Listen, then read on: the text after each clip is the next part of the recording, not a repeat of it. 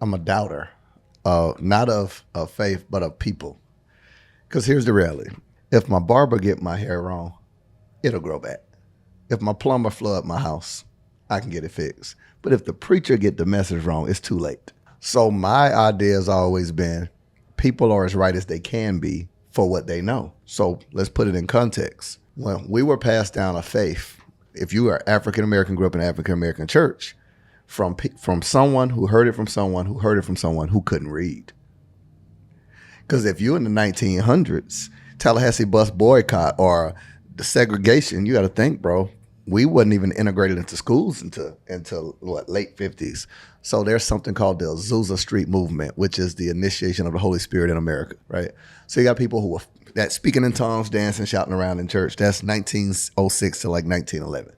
We couldn't read. So even the context of how you see in church where the preacher would say, read, and the woman say, in the day of the Lord, and then the preacher goes back, that comes from a time where only one person in the congregation could read. So the preacher would have her read it, and he would interpret it by a revelation he had from God. I wonder how many other things somebody heard from somebody that heard from somebody that couldn't read. And I'm expected to live out someone's ignorance instead of the truth of what I'm really supposed to believe. That's my journey, right? I don't believe because my parents believed. I don't believe because I went to church. I believe because I had an undeniable experience with God that could sustain me through any past, present, or future difficulty. Hey, entrepreneurs, it's Connie 𝗔𝗶𝗲 and the S is for Systems. We are here back with another awesome episode of Life with Systems, where we are finding the harmony between business and our personal life. And today I have an amazing guest. Hi, Marcus 𝗏. Hey, my friend. How you doing? I'm just honored to be here with Connie 𝗔𝗶𝗏. I would like to also pay tribute and honor to the fact that y'all only get this S when you say Connie 𝗔𝗏𝗏 because it's Marcus 𝗏 Rosier, and it's Rosier, y'all. It's not Rosier. It's not Rosier. It's Rosier. Am I right? 100%. 100%. Because you got to think, years ago when we were talking about like why emphasize that Marcus 𝗏 Rosier, like it was so important to me to distinguish, because now if you type in Marcus 𝗏 on any social media, I pop right up. Yep. My last name is so hard for people to figure out how to spell. So it's easy to just say, type in Marcus 𝗏. Yes. And it separates everything else. So yeah. Yes, I've had to explain your last name so many times to people, more than I've had to explain my own name to people. Yeah. So you have so many great things, and you're my real friend. So I'm going to try and keep it as unpersonal as possible, even though we're talking about both sides. But I think it's dope because you're one of the few people that I know on earth who literally has had a plan for your life. Yeah. Most of us are like, yeah, what are your 5-10-year goals? You're like, oh, I'm glad you asked. I actually have my 20-year goal, and here's where I will die on this date, and I will be in this suit. Like, you have your whole entire life planned out. Where did that level of discipline come from? Yes, I'm a recovering procrastinator. Yeah, I used to pledge my allegiance to the nation of procrast. Yeah, like consistently, man. I was the person who would every year say I'm going to do something and every year not do it. So because I procrastinated so long, I feel like I wasted years and was playing in my own face, playing with my own potential. So that regret you have of what could have been, I call it frightening possibilities. It's, I'm going to use an example. I'll use Beyonce. I always ask the question, what if Beyonce never sang, right? If we never knew who she was, her talent would always be there. What you experience and your ability to listen to her albums and see her performances is a person who took action on the talent that was present. See what I'm saying? So the frightening possibility of gifted people who only their family and friends know it because they're not willing to take action. That was me. Graduated high school, 15, turning 16. I didn't know it was gifted. Like my ability to recall information, to organize ideas, but I played sports too. So that like dichotomy between those, then you have all this potential that people expect big things out of you that you don't expect. And then you reach a certain part in your life, you feel like life and people are passing you by. You know what I'm saying? So where did it come from? When I finally got a really bad car accident and a really bad motorcycle accident, right? And so you're just not a good driver. Is that what you're trying to Nah, I got hit by a car into a flatbed truck on South Atlanta Road my first weekend moving to Atlanta, 2014. Yep. Got hit. So flatbed truck that has like the lawnmowers that cuts the sidewalk and stuff. So a girl texting and driving, she kept swerving my lane. I remember honking the horn and she dropped her phone and leaned down to grab it. And when she did, she swerved her car and it hit me right into the joint and the flatbed went through the car. I can show you pictures of it, like it's crazy. When it did, messed up something in my neck, fractured my wrist, my lower right side, which I still be having problems with, like with this. So I'm laid up in the bed, can't use my hand, can't turn my neck, and there's a pinched nerve, so it would hurt certain times if I would go to walk. It would be almost like how your leg goes numb. Mm-hmm. That would happen. I couldn't feel my leg. And then if I laid for too long, I would be in extreme pain. So literally it hurt to walk, hurt to stand, hurt to lay. There's no comfort in that. That was during that time. That was like so many near-death experiences. Guns pulled in the trigger jam, hit by a car on a motorcycle. Like, that was the last one. And I'm laying in that bed, man, depressed. Couldn't get a job if I wanted to. You see what I'm, where you gonna go interview like this? Oh yes, I want to apply for the role of, you know. Mm-hmm. So like sitting in there, you got to think you laid up in the bed, banged up like that. It makes you start thinking about your own, your life. And I was like, what if there was no such? I asked myself a question: if there was no such thing as a job or college, you got to throw that in, because sometimes people. I don't have no problem with college. They delay taking action on their dream by saying, I'm going back to school, because they think that the cure for execution is education. And most people are addicted to education and allergic to execution. Right? So there was no such thing as a job or college. What could I do to grow or sustain my life? That was the question. And I sat there and I was like, that's where that faith kick in. God, you had to have given me something that didn't include a job or college for me to be able to take care of my life. Only thing I remember is when I taught people listen. And I say, man, when this casket off, man, I'm gonna write a book. I'm gonna do all the stuff. I wrote a list of all the things I was gonna do. And it changed who I was as a person. You know what I'm saying? Just me keeping my word to myself changed who I was as a person, because now I trusted me more. That's self-trust. So that's what changed me, man. Like really seeing myself. I'll stop after this. My new statement to people is the highest form of self-care is self-honesty. It's not what you do to your body. It's not getting a manicure or pedicure. The conversation you have with yourself without excuse or apology, that's self-care. That self-honesty of me saying, I want this because I want it.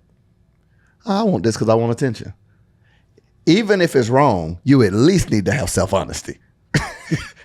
Because to work through that, like, so to say, why do I want this? Why do I need their approval? Why do Marcus, do you want this because you want it, or do you want this because you want to be celebrated for the work you put in and the gift you have? Yeah, I want to be celebrated for the work I put in. Cool. Right? So highest form of self-care is self-honesty. I say the highest form of self-love is spiritual honesty. It's, can I have a brutally honest conversation with God without making an excuse? You know what I'm saying? Like, that's self-love, right? So that's what changed my life, to say, I'm a procrastinator. Now, I'm going to break up with lying to me. That's why I don't trust me, and that's why I need assurances from other people before I take action, because I don't trust me. It ain't the person. That happens in coaching all the time. The person expects you to give them a guarantee while they haven't given themselves none. Yeah. I want to thank everybody for coming out today. We're going to go ahead and that is the level of accountability to have to yourself, and then allow other people to hold you accountable. That is horrifying, especially as an entrepreneur. Most of us don't have a boss of us. So we kind of just do whatever we want to do all willy-nilly. And then we get willy-nilly results and we mad about it. Yeah. Where did you, like, it's one thing to say, Lord, I'm going to do these things. Before you got to that point, where did the faith come from? Because your faith is very big. I mean, you have your own church, you have your own following, like all of these things that made you believe in God. Where did that come from? Were you raised that way? I was, but I'm a doubter, not of faith, but of people. Because here's the reality: if my barber get my hair wrong, it'll grow back. If my plumber flood my house, I can get it fixed. But if the preacher get the message wrong, it's too late. By the time I get to eternity, ain't no oops. So my idea has always been, people are as right as they can be for what they know. So let's put it in context. when we were passed down a faith, if you are African American, grew up in an African American church, from someone who heard it from someone who heard it from someone who couldn't read. Because if you in the 1900s, Tallahassee bus boycott or the segregation, you got to think, bro, we wasn't even integrated into schools until what, late 50s. So there's something called the Azusa Street movement, which is the initiation of the Holy Spirit in America, right? So you got people who were that speaking in tongues, dancing, shouting around in church. That's 1906 to like 1911. We couldn't read. So even the context of how you see in church where the preacher would say, read, and the woman say, in the day of the Lord, and then the preacher goes back, that comes from a time where only one person in the congregation could read. So the preacher would have her read it, and he would interpret it by a revelation he had from God, right? Mm. So if you take that, and my reading, because I didn't trust nobody, helped me discover the history of that and say, I wonder how many other things somebody heard from somebody that heard from somebody that couldn't read. And I'm expected to live out someone's ignorance instead of the truth of what I'm really supposed to believe. That's my journey, right? I don't believe because my parents believed. I don't believe because I went to church. I believe because I had an undeniable experience with God that could sustain me through any past, present, or future difficulty. I know what it's like to be in a space where I've been so low and so sad and so unclear and say, if you real, show me. That's the prayer. Amen. Right? That's all I got. Right? That's all I got. Man, I don't know. If you just show me why I'm here. And he showed me. Man, if you just show me what I'm good at. He showed me. Man, if you just give me an opportunity. One of my prayers was, this is why I still lead an online faith and business community. I promised God, I was like, just make it to where I never got to ask you for money. That's a real prayer. Why? Because my definition of wealth and even of stress-free millions, the ability to do what I love and help the people I love without wondering, can I afford it? Right? So like, if I'm generous and I really want to help people, could you imagine that you got a huge heart and you want to help young girls, let's just say, who go to school and they're picked at because of hygiene and don't have good clothes, right? Mm-hmm. That's the scenario. And you have to ask your bank account permission to be what's in your heart. That's what I ask God. Don't put me in a position where I got to ask my bank account or the 3 digits known as a credit score, is it okay to be me? That's what money does. It allows you the opportunity to be you without asking the bank permission, without asking the boss permission. So you get back to what the original thing of God, like to run your life, run your world. Yeah, does this make sense? Absolutely. Yeah. And I'm my D over there is about to put money in a little collection plate. I think because people see you online and they see business part, they see the faith part, who are you as a person outside, or do you feel like there is a you outside of the business and the faith part? Yeah, I feel like they are. I think all of it makes up the components of what I am. It's hard to talk about who I am without talking about God, and I don't see faith. I just said this to someone who I don't see faith as a set of religious rules to follow. I see it as a relationship a person has with themselves and the idea of why they're here, right? So if you think of, nobody could tell you how to fix the mic like the person who created it.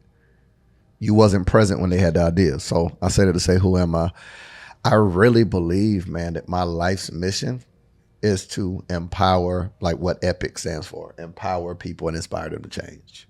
My favorite word is inspire, to move someone to a greater feeling of enthusiasm or effort, right? So empowerment for me is helping people find their charger. I think every person has unlimited potential, but you can't use the phone unless you find the charger to charge it up. And I think most people live their life with all the access in the world to the internet, to apps, to creativity, to ideas, the ability to contact, relationships, but they ain't found their charger, the environment to plug themselves into. So that's who I am. Like, I'm not happy or fulfilled unless people around me are happy and fulfilled. Yeah. Do you feel, is that for you or is it for the people? I used to think it was just for them, but I think it's both. Like, we all are friends. Like, we all hang out, right? None of us would be comfortable letting you take care of every check because that's in us. Right. Somebody else would be comfortable like, ooh, free, right? So that is just being who we are. Yeah. It's how we express how we see the world. Wow, we know what it's like to be taken advantage of. I know what it's like to not be seen. So I want people to feel seen. I think I know what it's like to feel like I used to leave out of the room at conferences when people would ask, so everybody stand up and say what you do. Because for so long, I didn't know. I didn't know what I did, and I didn't know what I would do next. So it was so embarrassing to be asked everywhere you went, so what do you do? You know what I'm saying? So like, I don't want nobody to feel that way. So much so, I'm proud of what I do now. Like, I specifically work with coaches and entrepreneurs to build out for them a lead, launch, and sales system. What's a lead system? People have an idea and they have products and services, but they don't have a money problem. They have a lead problem. Not enough people gave you permission to contact them about what you do, what you sell, and who you are. That's a lead. They don't have a monthly launch. They know how much money they owe in bills to other people's company, but not how much money their company is going to make every month. So the revenue fluctuates. That's a monthly launch. They internally know they want to sell, but they don't want to come across as salesy, so they don't know what to say to get what they want and help the people that didn't want to pay them. So we create for coaches and entrepreneurs lead, launch, sales system. Proud of that. We work with CEOs and entrepreneurs who've crossed 250,000. They built some sense of a brand. We teach them how to speak on stages, podcasts, etc., to grow their brand business bank account. Here's why. If you get good at anything, people will invite you to talk about it. And nothing builds your brand faster than a well-crafted presentation in front of an audience. But nothing hurts your brand faster than a horrible presentation in front of an audience. Say the wrong thing on the right podcast and your career is in the tank. Say the right thing on the right podcast and your brand soars through the roof. Right?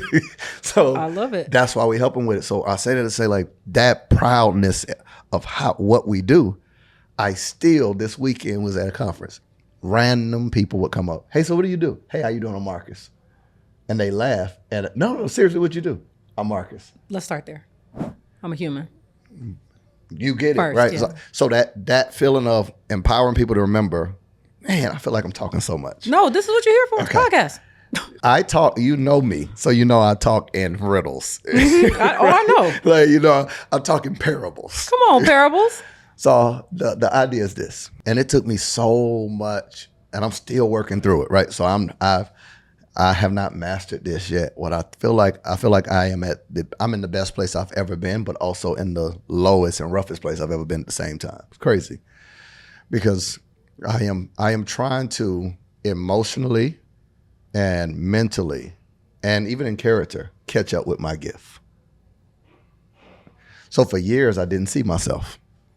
In order for me to walk in the boldness and build the brand and the business that I needed, I feel like God finally let me see myself. I feel like the reason he didn't before would have caused me to be arrogant. So my lack of arrogance is because I never felt like I was good. Now that I know that I am, and that is not arrogance, that's awareness, which is one of the quadrants of emotional intelligence, right? So like, you cannot be emotionally intelligent and you're not aware of what you're good at, right? I say all that to say that makes me humanize me in a very strategic way, which leads me to this. I feel like before you asked me, like, what do you do, that whole conversation, before you ever needed a paycheck, you were a person. Make sense? Like, you originated, you start as a person. The only reason we're a person is because you have a purpose. You as a person is nothing more than the vehicle and the transportation for you to fulfill your purpose while you're here.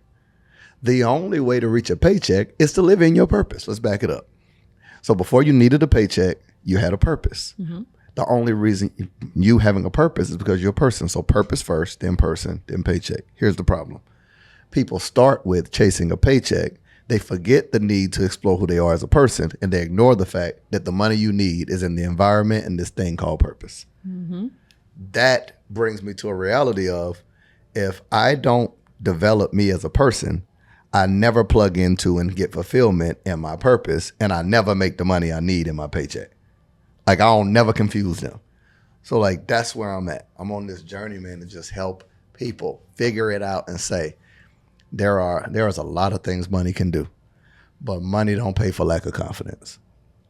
It just buy really expensive stuff. Do you feel like you weren't as confident as what you would appear to be? No, I wasn't. I wasn't. And even recently I had to work through like some people pleasing and things of that nature. Like that's what this whole stress-free millions is about. It's like once you've made the money, you really discover some things that you like, oh, so none of the stuff I was looking for was in money. All the emotions, all the sadness, all the making it seems as if you're flaky when really I was people pleasing. I didn't have the time. I shouldn't have said yes. So I'm saying yes to more things than I should say yes to. I'm burning myself out and I'm hurting my reputation because it looks like I'm flaky when really I'm overextended. So I can't fix my schedule until I fix my soul. I'm so proud of you. Because we've been fighting about you in the schedule for years. Oh my God, yeah. Because you would say yes to everything and to everybody, and you would do everything but for yourself. And be disappointed when they don't show up for you. Yeah. Or expect you from people that showed you that they ain't got none of the characteristics you have. Zero. Right? So it's like, and now, shout out to him. I have to say his name on air. Darius Daniels, man. That's one of my mentors, pastors, etc. He mentioned to me, he was like, man, there are seasons in your life you have to go through a decommitment process. He said, decommitment is not being flaky. Decommitment is withdrawing yourself from things you committed to that more than you can do, so you can recommit to only the things that you can do. I said, well, hold on, what? He said, you decommit. So he gave me an example. He said, only I could be the daddy to my kids. But several people can teach the people that want to be taught. So you decommit from the things that other people can do to commit to only the things you can do. He said it is not flaky. It actually realigns you to the things that you should be committed to. That thing freed me up so much. That sounds freeing. And I told my team, hey, do me a favor. Let's do a calendar audit. Anything that doesn't align with this, I wrote the criteria. Tell them I need my yes back. I told you yes in a season of life that I was not clear on what was important to me. And I said yes to you because you requested something from me that was important to you, but it wasn't important to me. Oh, let the man be free. Yes, God. Because you literally, we watched the exhaustion. Burn myself out. You were living on those energy drinks. The lack of sleep. And when people see something in you and they just want a piece of it, we've had this conversation for years. They just, and I just want to hate. And because you're the best kept secret, nobody knows all the great things. They have no idea the international stuff. Yeah. They just know you can move the people. Yeah. You can get the people to buy. You could change their life. You could pray over them and it's still going to soften their heart for me to come through with this sale. You can do that. So let's put you on every single stage, every single room, every single thing, every mastermind, every podcast, everything. Yeah. And nobody's thinking, has this man slept at all? So I'm so grateful that you decided to would be proud. Because even in that, before it was like, okay, person would ask, okay, yeah, I got you. Now, send us an email. Hey, bro, send it to your team. I'd rather go through you. If you don't send it to them, it ain't on the calendar. I'm not even involved, as well as I'm very clear on my ask in return in the beginning. Thank you. Hey, this is not something that I would normally do. Give me more detail. If I do this, here's what I'm looking for. I'm going to tell you directly. Favors are for friends. Everything else is begging or it's a deal. Favors are for friends. Mm-hmm. So if you're asking me to do something, you're either asking me to broker a deal, create a partnership, or you're exchanging goods and services for commerce, right? Give me my money. Right? Or you're begging. Favors belong to friends. So if you're asking me to do you a favor for a service that I sell to others, you would have to be a friend to make that ask. Everything else is business. Do you feel like you had to do a friend audit with that? Yeah. 100. Yo, if I were sick, if I were back in that bed with a cast on my wrist, a neck brace around my neck, with no feeling in my right leg, you and Mighty pulling up. 100%. You know what I'm saying? Like, and a few other people, right, pulling up. Others, they're posting it on Instagram, getting engagement. Y'all keep my boy in prayer, but probably not even texting or calling me. Like if I text, they probably ignore the text but post it on social. That's the world we live in, right? And they would get a crazy engagement. Man, shout out, bounce back, Marcus. Bounce back, bro. Stay up, Kane. Like I'm in society. Stay up, Kane. I'm logged off now. Because that's really what it looks like. Yeah. But you probably could hear the growth in me. I can, friend. Because now, even with, I'm clear on my assignment, like what some would picture as church is not my picture. My picture of church is like, how do I take this and have these conversations, but also strategically walk people through this level of John 10:10, I come that you may have life and life more abundantly. That word life is not bios, where we get the word biography. That word is Zoe, which is my daughter's middle name. It means the highest quality of life available. So it means life to the full, to the overflow, nothing lacking, nothing missing, nothing broken. That's a fulfilled life. That means if I got money, but I'm empty emotionally, that's not Zoe life. Zoe life is an overflowing abundance of confidence, self-esteem, self-awareness, self-belief, resources, innovation, ideas, energy, productivity. Now I got enough margin to share with others. That's the life God promised, right? So like that level of freedom of what I'm after, what I'm trying to accomplish, I want to introduce that to people that I now call stress-free millions. It is a very fulfilled life. It's a life that has clarity. It's a life that if I can't see at least 90 days in front of me, I'm blind.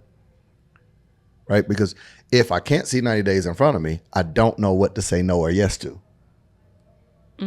Right? So at least 90, right? That's the vision test. Can I see 90 days in front of me? Can I see what life looks like? If you don't know what you're looking for when you see it, you won't recognize it. Right? So I got to at least know what I'm looking for. I got to know what I should feel. I got to know. One of the questions we ask in our SOPs to staff for our challenges and all that, when we give out assignments in the SOP for every assignment in every department, this is what done looks like. This is what exceeds expectation look like. Now you know what just enough look like, and you know what excellence look like. That's what our life got to look like. Like, to your point, the SOPs are systems of how will you know what success looks and feels like? Yep. How will you know what done looks like? That I want to help entrepreneurs, coaches, not just build a business. How do you build a life, yo, that you looking up and you like, man, I'm waking up happy. I'm waking up feeling fulfilled. I'm tapped in. I'm spiritually complete. I'm utilizing my gift. I'm helping people. I got margin, which also requires, when you make that decision, a commitment to yourself means a decommitment from someone else. So everybody's not going to be happy with, I'm going to say it in a better way. If I ask the average person what's the most important thing in your life, and if I say God and my family, they'll say that's right, that's how it should be. But if I ever live out what I told you was most important to me and prioritize God and my family and say no to you, that means you're fine with my morals until my morals means that I got to actually live them out and prioritize it over you. Family do come first until I need you and your family needs you. I mean, you don't really want me to live out what I tell you. I really don't. Like, I'm glad that you put your family before and God over, but I also need you to come and do my mastermind real quick. God first. Hey, man, I'm on a fast right now. I can't go live with you. Man, I got a challenge. If you can go live with me. But I told you God first. I'm on a fast right now. You asked me to break my fast to go live with you to sell tickets to your challenge. Do you think that people know that that's what they're asking when they're saying the words? Or do you think just selfishness is just, do you think people are aware of what they're saying? No. Okay. I think we're all selfish by nature. I think we are. I think that's the beauty of, and I hope if anyone listening, you can hear when I talk about God, it's like talking about my partner. Like if you could hear my prayers, them joints just really be like this. Yo, like my prayer process, like even I do a thing called 𝗥cie. In the confession part, it's a framework. I feel, that's how I start my relationship. I feel, I have felt, I want to feel, right? So just go, that's my confessions. Like, I feel frustrated. I want to feel excited, this and this. Like recently, one of my prayers was a family member of mine wanted me to reach out to them for something. And they needed it. And I was like, God, I don't care about this, but I really want to care. That's a real prayer. Yeah. Can you help me to care in the way that I would need to be there for them? Because I really don't care. Yeah. I want to. but that's good. That's even a good prayer, because before, the people-pleasing part of you would have been like, I got it. they need it, I might as well do it. Yeah. And then I'm still going to be like, when it comes to really doing it. So you're not doing it with the best heart. Yeah. So to pray for, give me what you want me to have to be able to do what you need me to do. 100%. I know that's not easy, especially coming from people-pleasing world where you want people to like you and 100%. you want people to be happy and you don't want anybody to feel like you've let them down. All of those people-pleasing feelings make us exhausted, tired, because we're trying to do everything for everybody except for ourselves. The shoemaker with no shoes, right? Dang, that's good. Because the systems part of me, I can't wait. I wake up in the morning, I can't wait to tell people what to do. You to do, you to do, and you to do. Everybody around me, who out there? You too. I can't wait, right? But when it's on me, I don't want nobody to tell me nothing. I don't want to do this laundry. I don't care about these dishes, like the personal systems. And so when people just see the business part, they don't realize there's real people behind these brands. There's real people with real transparent, real trauma, real issues that are going on. So I appreciate you sharing that part. And I think it's important when people see that, oh, you have faith, you must not have no problems. Oh, you rich. We see the vet out there, lavish living. Cut it out. But we see these things and they expect that you've never had these problems. They don't know where you've come from. They don't know why you have this relationship with God. For those that are feeling the pressure of entrepreneurship, the pressure of life, because business be lame, life normally is right behind it. Yeah. What words of advice or wisdom could you give those that are in a struggling time right now? Yeah. So framework, or I call them recipes. D4 is what we implement for CEOs. We have a coaching program, I hate to even call it that, called CEO Millionaires. And it's specifically for CEOs that want to build multi-million-dollar coaching and education companies. So what I would tell a person who's struggling, the first D in D4 is decide. Here's what I mean by that. Nothing generic. Decide the life you're going to live, then the business you're going to build. If you decide the business first, success in the business comes at the expense of the life you wanted. So if a person say, I want to make money so I can have time with family, that happens until you lack Connie's systems. Then you realize you made more money, but you don't have the freedom to spend time with family because you decided the business you want to build before you decided the life you want to live. So I would say readjust. Decide the life you want to live, business you want to build. When you talk about the life you want to live, what time do you want to wake up? What do you want to feel when you wake up? What hours do you want to work? What questions do you want to answer or not want to answer? When you're working with the type of client you would like to work with, what's the least amount of money they pay you? How much time do they spend with you? How many breaks do you take? How many hours do you work a month? I want to work less than 100 hours in coaching. I want to work less than 100 hours a year. 8 hours a month, about 96 hours. That's clear. I only want to coach one day a week. Monday's my coaching day. I only want to do staff meetings one day a week. That's Tuesday. You know what I'm saying? I decided the life. So somebody was like, man, how do you have 6 coaching programs where we generate 7 figures a year and you only coach one day of the week? Because I decided the life I want to live and the business I want to build. What happens if people want to coach you other days? That wasn't in the vision. They're going to find somebody else to do Tuesdays and Thursdays. Right? You know, so decide life you want to live, then the business you want to build. Second would be design. Design your marketing system, your sales process, your content development, all the aspects. So when you're designing the business, the offer, the sales process, the price point. When I first was rebuilding my business, I charged what some would say high ticket. I don't really like using that term.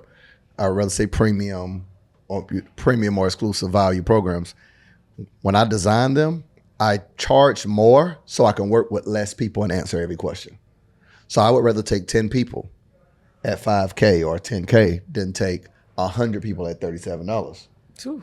Because I'm designing the business to align with the life that I have in mind, right? So it's that. If somebody will hear and say, it makes no sense to charge that much. Okay, an airplane will have 300 seats, but only 8 first class. Same plane, you're arriving at the same destination, but the experience is different. Okay? So so guess what happens? Someone gets to decide how much they're going to pay. You get to design your experience. So decide, design, then deliver. How are you going to show up? Right now, if you're showing up in a way that does not align with, let's go back to the first one, the life you decided on that you want to live, I don't want to deliver it this way. How candidly can I talk? Go crazy. So Course and Funnel Accelerator was a program that we had. Mm-hmm. It's my top program to date. It's been bigger than anything we've ever done to date, but there'll be other things bigger. Course and Funnel Accelerator fluctuated between $7,500 and $10,000 for a 30-day done for you. We would create your course for you. We would build out your funnel, the pages, the graphic, your email automation, your marketing campaigns, your content. So basically it's a business in a box. Mm-hmm. We would teach you how to launch it and give you scripts on how to sell it, right? So from your idea to here go a course, here go the funnel to sell it, here go the sales script for it, here go the webinar script for it. Make sense? It was a game changer. I decided, man, I don't enjoy the questions they asking me. I didn't enjoy it, but it was like an engine that just was on. We had a wait list of about 30-something people waiting and ready. They paid a deposit to be on that wait list. So if you keep this in mind, we would have collected, like over those next few months, we took 15 people at a time. So that's $150,000 every time you do it. Mm-hmm. We shut the program down and refunded over $200,000. This was right before Mob Mastermind that you and Mahdi spoke at last year, July. I shut down every program we had and sold nothing for 6 months. Really? To go back through what I'm teaching right now. Why I say that? Because I'm a hypocrite if I tell you to do something that I ain't do. Someone asked me, how do you never run out of information? Because I just live and I tell you what I did. Right? I decided this ain't the life I want to live. I don't enjoy this program. I don't enjoy where people are coming in at. Hey, they're creating it. We're doing a good job creating it. They're not launching. Okay, how do we redesign this? Okay, what's the other program? Dissolved all of them. Re-rolled out everything differently. Best decision. Now, how do we deliver on this? Because now all of our coaching program starts with launching. I said, I'm going to bring people into our environment, not as a student, but as a business owner. What traditional coaching did was took business owners and make them become students and then wonder why they didn't take action. Students don't. You see what I'm saying? Students don't. So now don't sit and learn. When you done for you first 30 days, we build everything. Now you start with the launch. Week one of the program, hey, your first launch is going to be this. Here's your scripts. Here's your this. When you do this, submit this, and now we're tracking the data to help you grow and scale. See what I'm saying? Like that's how I want to deliver.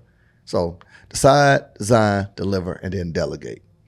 You can delegate through systems. You can delegate through processes. You can delegate through automation. You can also delegate through schedule.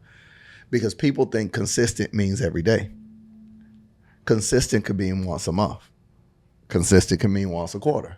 Consistent can mean every 6 months. That's the rhythm, right? So there's no such thing as balance. The only thing you can find is rhythm. So now it's like juggling. Just make sure all the things that you're juggling never go too long without you touching it. That's what juggling is. So that's what the schedule is. Touch coaching every Monday. That's the rhythm. 4 businesses, multiple staff meetings between 10 and 2 on Tuesday. Content is on Tuesday. I only film content on Tuesday. Why? Because I would have just taught a faith-based message on Sunday. I would have coached on Monday. The residue of what felt good to me, I created content on Tuesday. You know what I'm saying? Wednesday's my wellness day. That's where I focus on me. It's a emotional soul check-in. Spend a little more time with God. I'm also studying to get ready for the following Sunday on Wednesday. Thursday is a data day. I call it CEO day, where I meet with thoughts, ideas, problems, what's working, what's not working. Like it's a list of questions I ask. That's when I look over whatever my CPA gave me. My data day is Thursday. We have something called a CAR report, clients at risk. It's similar to a credit score that we created internally. So like 35% of the credit score, 35% of your credit score is late payment. Somebody would say, why? Because that's what they chose that's important to them. No other reason. So for me, what is most important to me with my clients, that's 35% of their score. My team tracks it and gives me that report. So I'm looking at data on Thursday. I hate data. Chose the day, only look at it on Thursday. When I finish with the data reports across all the companies and everything to see from staff to overhead, etc., I meet with 2 people. That's it. The meeting framework is called AID. AID. Actions, the ideas, the deadlines, and who we delegating it to. There is no ideation in that meeting. You cannot introduce no idea because I ain't in ideas on Thursday. Although it's a think day, I'm telling you, these are the actions we taking. You can write down the ideas. Who are you delegating it to? Because only person in that meeting is your direct reports. They're not doing the work. They're your heads. Your heads is your people who think through the business. Your hearts are those who love the company, right? They with you, their heart is involved. Your hands are the people that do it. So in that meeting on Thursday, you're meeting with heads who are going to then rally around the hearts of your company that brings the excitement needed for buy-in for the hands to do the work. Look at my D. He won't even look this way anymore. You broke my D. What? You broke him. What'd I do? You cooking. Does it make sense? Yes, it makes sense. Go ahead. I'm sorry. Yeah, that was it. But you said the stress. I know somebody would say, how do you answer the question? It is, how could you be stressed when you're that clear? Hey, here's the meeting. All the way down to tell your team how to talk to you and how not to talk to you, what to tell you and what not to tell you, how to communicate with you and how to not to communicate with you. If you're in a meeting with them and they, hey, well, we had an issue with such and such. If you ever watch me in a meeting, if someone is telling me a problem that happened, watch me say nothing. Zero, zilch. Why? Because to be on my staff, you go through a course and you got to pass C5 school, which is the core elements of our program, which means any problem you bring to me, you must bring to me with the 3 ways you tried to solve that problem and your one suggestion. You don't get to take money that I pay you to solve problems and take a problem and dump it in my lap. So if I take the problem, I also take the paycheck. Where are my shades? Let me get both. If I'm gonna take on that problem, so if the person don't get it, hey, I'm still listening for something. What do you mean? Hey, I'm still listening for something. And that 131, I got that from Dan Martell. I want to make sure I'm integral with where it come from. What we doing with that? What do you mean? I would say, Christian, remember 131? Oh, well, so I looked up such. Boom. What you're trying to do to alleviate stress, what's your real stress as a leader? It's not doing the work. We did that well enough to be able to pay people. It's thinking it. I'm not resting if you're making me keep thinking, right? So the goal is to train everybody connected with you how to think and then how to communicate that. So my job is to think. I take those thoughts and remember I said head, heart, hands. Take my thoughts, think clearly, and hand the thinking to the heads of my departments. The head's job is to get buy-in and rally around the hearts of the company. It's the people who have influence, the energy, that bodies your culture. Take that, hand it to the hands. People who actually do the work. And then, like this process, man, some would say, that's hard. Okay. Choose your hard. I used to work at a mental health facility from 7 p.m. to 7 a.m., 𝗵𝗵 Center. I say names now because people on the internet be capping. You can look this up. It's on Monroe Street in Tallahassee, Florida. Worked from 7 p.m. to 7 a.m. I was a supervisor over EPH and PAF 1, PAF 2. If someone called in, I had to pick up half of their shift. Almost every shift somebody called in, so I worked typically 16 to 18 hours while going to Tallahassee Community College taking 15 credit hours. You don't know hard until you got to do that. Falling asleep at a traffic light and making $11.33 if you work nights, $10.33 if you work day. And I remember fasting and praying for a $1 raise 15 years ago. $1. $1 was my fast. And I'm so happy God didn't answer that prayer, because at that time, that would have been enough for me to settle. Another $1. That's it. That was as far as I could see. Now, nobody on my staff makes less than the amount I was praying and fasting for. I pay people more than what I was praying to make. You hear what I'm telling you? Yes, I hear what you're telling me. But the thought, the way your brain works, is just unrealistic. He thinks he's normal. I don't. I feel like I don't talk too much. My bad. No, it's fine. You're supposed to talk. I ain't supposed to be talking. That's what you hear. You the guest. I'm supposed to ask the questions and let you talk. My bad. No, but I love the way your brain works. I love the way you process information. I love that you are very self-aware. And I think that's something that many people are lacking because we just make excuses for ourselves. Well, I don't do this because that's the way I was raised. Well, I don't do this because I grew up this way. I didn't do that because my daddy wasn't here. Like, okay. But the fact that you're able to say, yes, and I'm making a decision first based on your 4 Ds. I'm making a decision first to act in a different way. I'm going to act based on all the things that I want to do, not who I was and who raised me. Yeah. I think that's so, so, so beautiful. The last thing, because I don't want to hold everybody hostage, the last thing that I want to ask you about is this stress-free millions journey. Where did that come from? Oh, man. 2019, 2020, 2021 were exceptional years. Financially, et cetera, firing on all cylinders. We went from 2019, 137 done-for-you clients to 500 and something, right? Like, wow. Excessive. Went from 3-4 people to 27 staff members, a multiple 5-figure payroll.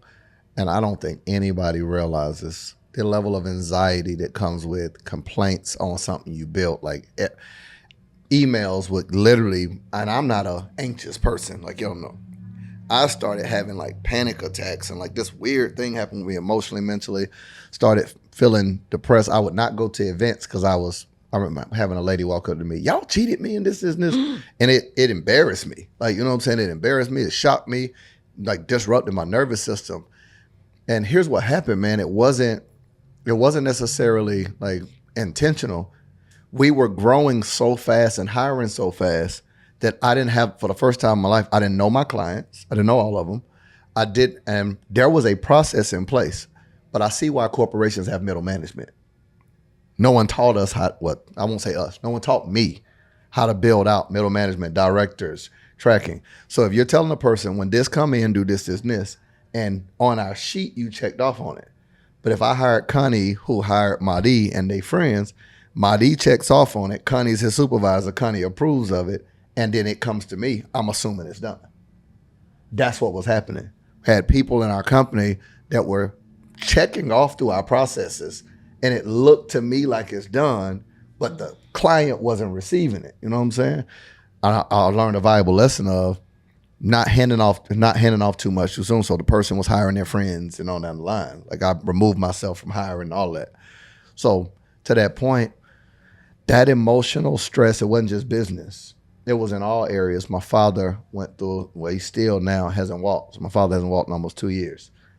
You know, that, if I get into that, I ain't even an emotional person. I'm more like that thing hit me, man. Like, whew. Like, you know, that at the time of this recording, my mother and father going through a divorce after 52 years. And then you feel like, why do I care? I'm grown. But then you're like, what the heck is that emotion? Mm-hmm. You know, you got that going on. You realize people that you love, respect, don't respect you, and it hits you differently. You know, I walked into a conversation that family was having, didn't know I was there, of them killing me, like talking, like what my intent, like how bad they were talking about me. And that thing crushed me. So I'm like, man, if family can talk like this, it made me distance myself from a lot of people. You know, so it's, you know, between that to my boy Kareem Williams, who passed away in a car accident, where I remember being in a speaking engagement. He called me and I ignored the phone call. I was busy. I'm like, he gonna talk my head off. But by the time I get ready to call back, he's gone.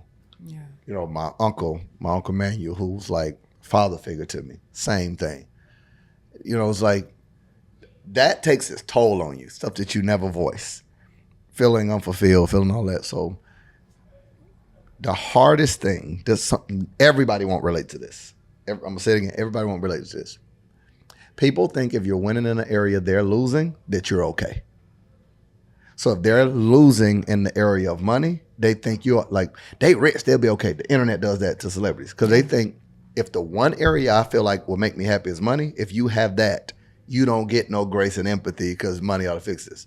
Money don't solve that, yo. Yeah. So Stress-Free Millions is the idea for people to be able to position their life to find a charger, the area and the environment that you come alive, and to be able to do what you love, help the people you love without wondering, can you afford it or do you have time for it? So that is the soul work needed for a person to develop their soul. What is that? Mind, will, and emotion. My mind, how I think. my will, what I decide, my emotion, what I feel. So if you can regulate what I think, what I decide, what I feel, you know what I'm saying? And that's rich. That's stress-free living. That's stress-free living. So the millions is not the money. The millions is, in essence, if life hits you, you cannot reach in a bank account. You got to reach inside yourself. So stress-free millions is a daily deposit a person makes into their soul, mind, what I think, will, what I decide, emotions, what I feel. Come on, God. Woo! Marcus Y. Rosier, I love you. Man, the love is real. You like we said all the time, you're my real friend. My real friend. And I'm so proud of you. And I know, especially just even decommitting, I know how hard that journey has been because you want everybody to be happy. Oh, they kill you. Yeah. They be, he this, he that, and I'm okay with that. And it's okay because those that were just there to use, then go and find somebody else to use. Those that are there because they love you, we all still here. Yeah. So thank you for coming on today. I appreciate you. Is there any parting words that you want to give to people that they need to know? Man, the parting words that I would say to a person, sheesh, the question that has to be asked is, what's the most important thing in a sporting event? Is it the coach? Is it the players? It's neither. The most important thing is the clock, because the clock determines the strategy of the coach and the personnel of the players. You can bench LeBron in the first quarter. You can miss layups in the first quarter. But if there's 2 seconds left with the game on the line, the clock determines the strategy. So here's my question. For the season of life that you're in, what should you be doing? The clock runs the show. Time is not on your payroll. It works for God. So all you can decide, there's no such thing as time management. There's task management. What should you do and what should get all of you for the season that you're in? It is not selfish to prioritize you. Be to yourself what you've always been to other people. Do for you the same gift and favor that people ask you for. You can be that to yourself. I receive all of that. I'm going to go ahead and send that to me right now so I can play that to myself on the drive home. Marcus, I thank you for being here. I love you so very much. You're amazing and brilliant and wonderful. And I can't wait for you to get back to your beautiful baby that be flipping people off. That's my girl. She's so beautiful.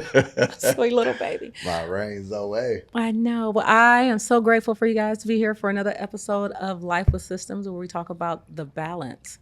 Boop, boop. No balance. The harmony between life with business and life on your personal side. I love y'all. See you soon.